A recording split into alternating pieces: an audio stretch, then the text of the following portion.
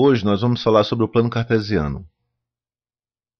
Nós já vimos nas aulas anteriores que a equação do primeiro grau é representada por uma reta.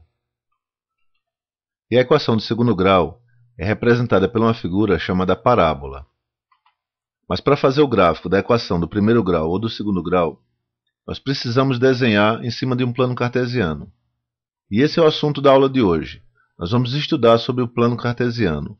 Nós vamos ver como fazê-lo e quais são as partes do plano cartesiano.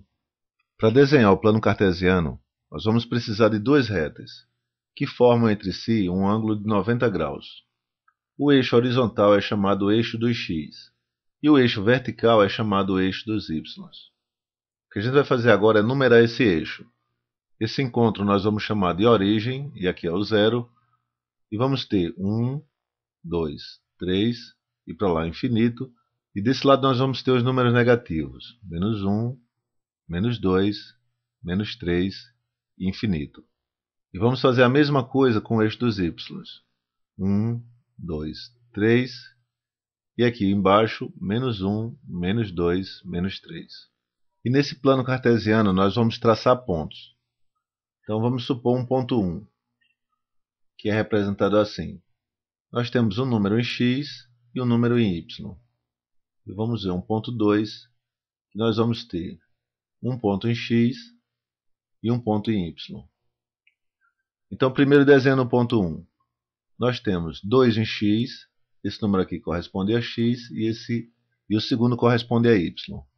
Então, nós temos 2 em x e vamos ter 3 em y. Quando esses números se encontrarem, nós vamos ter o ponto 1. Ele vai valer 2 e 3.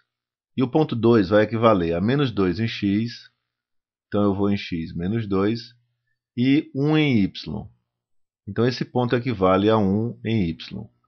Nós já temos o ponto 2. E o conjunto desses pontos vai desenhar o meu gráfico. Nós temos que esse primeiro ponto é chamado abscissa, e este número em y é chamado ordenada.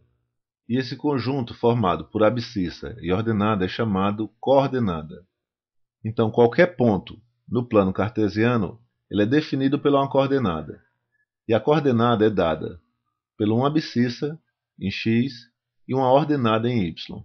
Quando nós encontramos esses dois números, nós vamos ter um ponto específico. Então, para ficar claro, o ponto 2, 3, ele é diferente do ponto 3, 2. O ponto 2, 3 é esse ponto, e o ponto 3, 2 é 3 em x e 2 em y, que é esse ponto aqui.